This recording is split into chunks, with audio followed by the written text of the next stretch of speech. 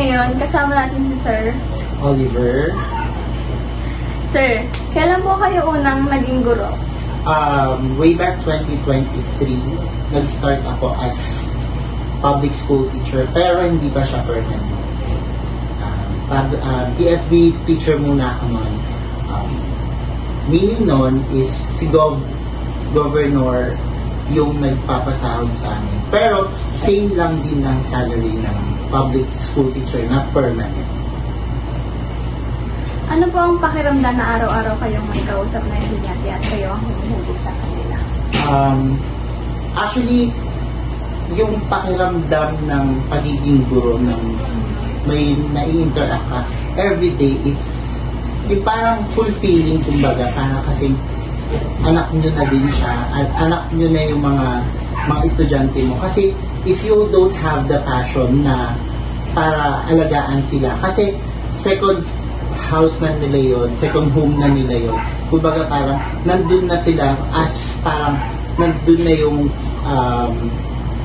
ang tawag dito, yung nandun na yung nare-relax sila na kumbaga alam na nila na ay bahay to, komportable sila kung ano yung dapat nilang gawin. Kumbaga parang pinifeel ko sa kanila, binibigay ko sa kanila kung ano ba yung nararapat sa kanila as a student and also as anak ko sa loob ng classroom ko. May kwento po ba kayo na isang estudyante na tumatak sa inyo? Either dahil sa effort niya o sa pagbabago? Yes, meron. Kasi may time kasi na nagtataka ako sa student na yun na kung saan sabi niya sa akin parang, sir, sabi niya ganyan, nabanggit ko kasi sa kanila na aalis na ako sa school. Tapos sabi niya ganyan, sir, ba't ka naman aalis? Sabi niya ganyan. Tapos nag-doubt ako, sabi kong ganyan, bakit na natanong yun? Na kumbaga parang nalungkot siya. Nakita ko yung mukha niya kung paano naging malungkot yung mukha niya. Tapos, nung time na yun, yung bata kasi yun, introvert. Kumbaga parang sabi niya, ayun nga, natanong niya nga yun. Tapos, hindi niya masabi sa akin kung ano yung dahilan. Ngayon pala, only to find out, sa bahay nila, hindi siya ka-open, ganun ka-open sa family niya, sa parents niya. And also, sa tuwing kumakain daw siya, yung tipong siya lang mag-isa, siya yung bumubuhay sa sarili niya. Kumbaga parang siya na yung nagluluto, siya na yung naghuhugas ng plato, siya yung gumagawa ng gawaing bahay.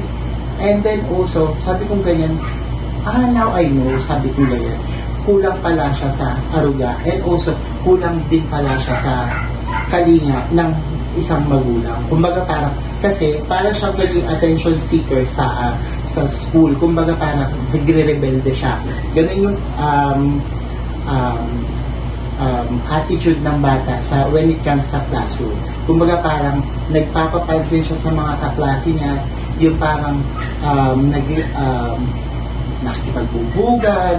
Kumbaga parang sabi ko sa kanya, ganito pala yung pakiramdam ng isang batang kulang sa kalinga ng magulang. Kumbaga parang dito sa classroom, doon niya na-showcase and also gusto niya magpapansin sa pamamagitan ng inabag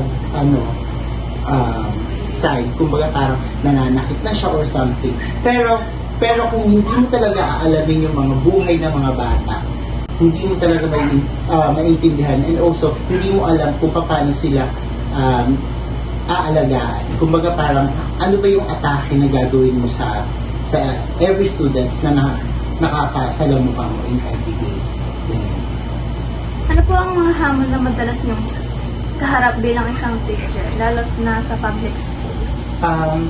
Actually, yung naging hamon ko lang kasi in every school year na encounter ko is yung different student, different yung approach mo sa kanila. Kasi nga, in every student,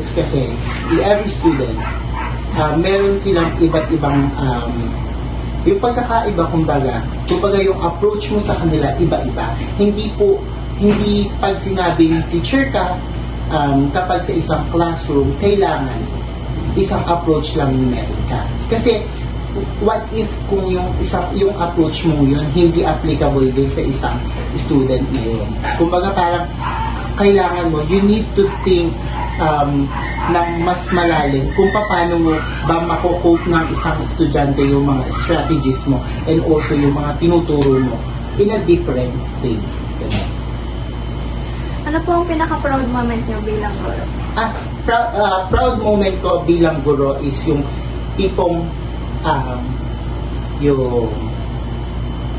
yung meron silang naaalala hindi lang sa pagtuturo ko but also kung paano ko sila inaalagaan, kung paano ko sila tinuturing bilang anak sa loob ng classroom. Kasi sa ngayon 2023 nag-start ako ng pagtuturo ko. Yung mga students ko, sir, nag-chat sila na, sir, miss ka na namin, ganito. Marami nag-chat ng ganun. Kasi nga, iba yung pinapifeel ko, pinaparamdam ko sa mga estudyante ko when it comes na kapag nasa classroom na sila. Kasi nga, I know that everybody kapag nasa classroom na is nandun na yung ano nila, yung tipong ay relax na sila, komportable na sila na ay eto yung bahay namin, eto yung pangalawang bahay namin. Kumbaga, ayun yung pinaparamdam ko sa kanila na parang magiging masaya sila when it comes kapag pumasok sila sa classroom.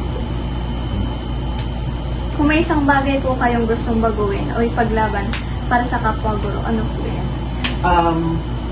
Kasi sabi, diba, kung may gustong baguhin man ako, I think yung pagiging yung ang tawag dito, yakapin natin yung modernization. Kumbaga kasi sa ngayong panahon kasi yung mga old style natin hindi na applicable for today's generation. Kumbaga nabobore na sila sa mga pagtuturo natin kapag